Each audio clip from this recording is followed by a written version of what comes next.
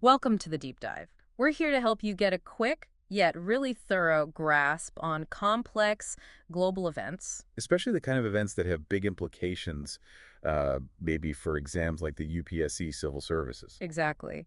Today, we're focusing on that recent attack in Pahalgam. There's a lot of analysis flying around about, well, why it happened and what it means, particularly for India-Pakistan relations. Yeah, it's complex. You see interpretations pointing towards Pakistan's internal issues, maybe strategic missteps, or even, domestic political games. So our mission today is to unpack all of that. We want to give you the key insights needed to understand the international relations, the security challenges, the whole picture in the region. Let's get into it. Okay, so Pakistan's internal situation, that seems like a really big driver here, doesn't it? Absolutely. You've got what many see as a relatively weak civilian government. And the military holding a lot of sway, especially General Asim Munir, the army chief. Precisely.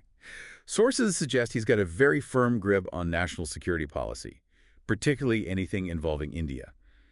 And look, Munir is juggling a lot right now. Like what specifically? Well, there are the ongoing tensions with Imran Khan's supporters, which haven't gone away. Relations with the Taliban in Afghanistan are, frankly, terrible. Right. And then there's the TTP insurgency. The Tehrik-i-Taliban in Pakistan, yeah. They're still very active. Plus, you've got unrest simmering in Khyber Pakhtunkhwa, Balochistan, even in Poka. Wow, that's a lot to handle. And wasn't the economy also a major concern? Oh, definitely. Yeah. It's struggling, maybe some small signs of life, but the deep reforms needed, they haven't really happened. Growth is sluggish. And Pakistan standing on the world stage seems a bit diminished too. It does. Which makes you wonder, why poke the bear, so to speak? Why provoke India when you have all these internal fires to fight? So that leads to the theories about why Pahalgam happened. You mentioned a potential gamble. Yeah, that's one line of thinking. That maybe, just maybe, when you're thought escalating with India could rally support back home, get people focused externally around the army. And bringing up the two-nation theory fits into that. Potentially. It's the bedrock idea of Pakistan, right? Yeah. Separate nations for Hindus and Muslims. By invoking that, especially with an attack targeting specific communities, maybe the aim was to bolster his own position domestically.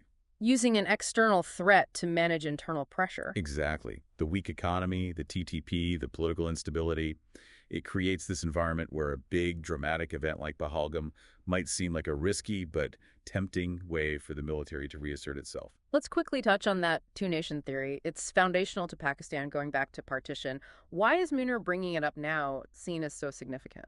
Well, it's the core idea that Hindus and Muslims are fundamentally distinct nations that drove the division of British India. A very painful history. Deeply painful. So for Munir to emphasize it again now, especially framing the Pahalgam attack as targeting Hindus, it's seen by many, especially in India, as deliberately provocative. Yeah, it clashes completely with India's constitutional values, secular, democratic. The idea that your faith designs your nationality is just not how India sees itself. Right. And I think you saw that response from the Jammu and Kashmir Assembly, didn't you?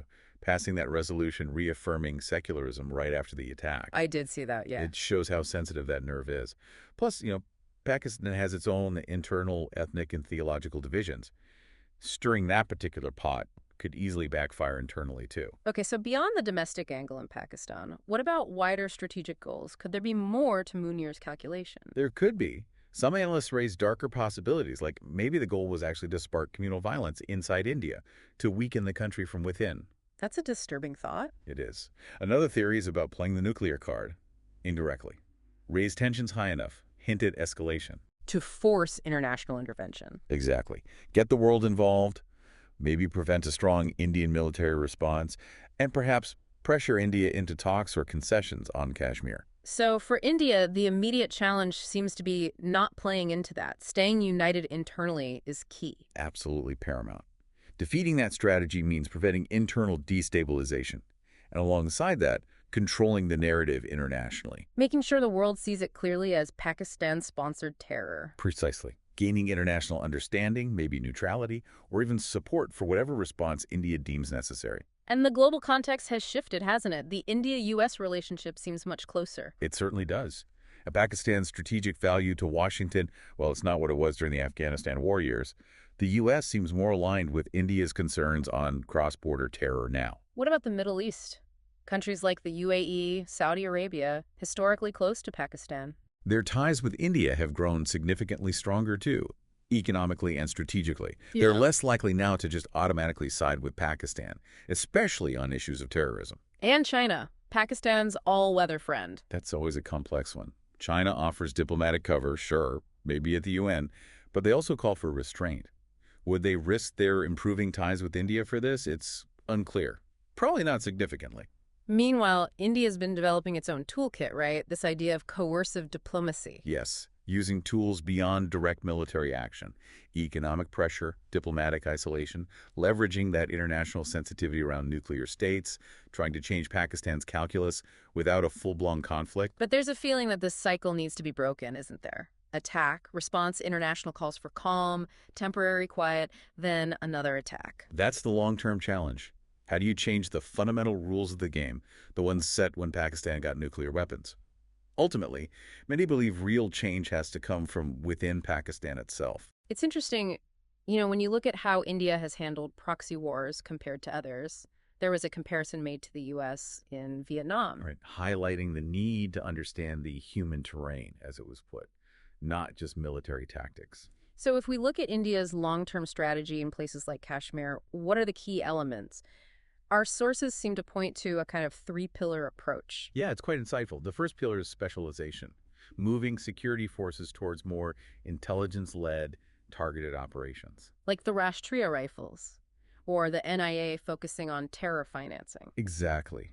Less brute force, more precision. That's one aspect. Okay, and the second pillar mentioned was moderation, which sounds a bit unusual in a conflict scenario. It does, but it's crucial. It means using minimum force where possible and critically focusing on the social, economic, and political development of the people. Winning hearts and minds, essentially. Basically, yes.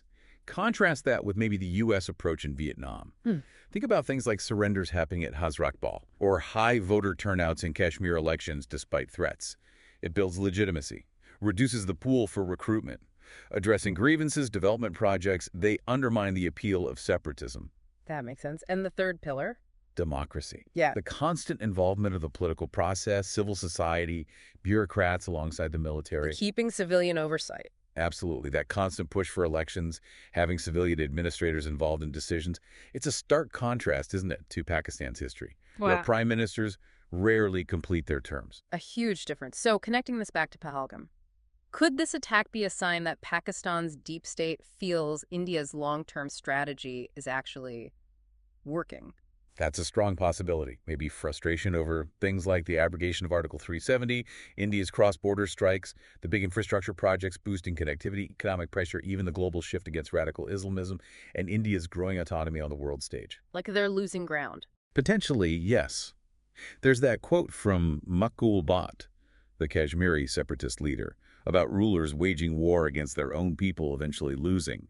Maybe there's an echo of that frustration. Which brings us back to the idea of desperation. Does the sheer scale of the Pahalgam attack suggest something desperate from the Pakistani leadership?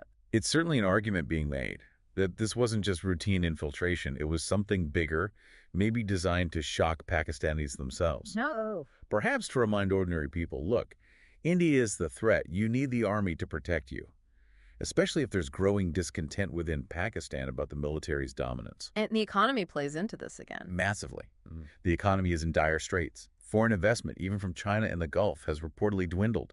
Opportunities for young Pakistanis are limited. It paints a grim picture. It does. And some argue that the only real path forward for Pakistan economically might be normalizing ties with India, becoming a trade and transit route. But that requires a fundamental shift away from hostility, which Munir's actions seem to be actively preventing. So the desperation theory suggests his moves stem from that pressure cooker, a failing economy, potential loss of control, and falling back on the old playbook of fostering fear and hatred of India. Okay, so let's try to wrap this up. The Pahalgam attack looks like a high-stakes move by General Munir, driven by a mix of serious internal problems in Pakistan. Political pressures, economic woes, security challenges. And this attempts to maybe revive the two-nation theory to shore up his own position, possibly destabilize India in the process? Yeah, that seems to be the core analysis emerging. And for India, the path forward involves staying united internally, managing the international perception carefully. And continuing that long-term strategy aimed at eventually encouraging change within Pakistan itself. Right. And India's approach, that blend of specialized security, moderation, focus on development, and democratic oversight, really stands out as a distinct way of handling these incredibly tough challenges. So for all of you listening, especially those preparing for the UPSC exam, here's something to really think about. How does truly understanding the internal workings, the politics, the economy, the leaders' motives of a neighboring country like Pakistan shape India's best foreign policy and security options? And maybe also consider, how do historical ideas, like that two-nation theory we discussed, still cast such a long shadow over today's geopolitics in the subcontinent? These aren't just academic questions, they're live issues. Definitely food for thought. Join us next time on The Deep Dive for another exploration of critical global developments.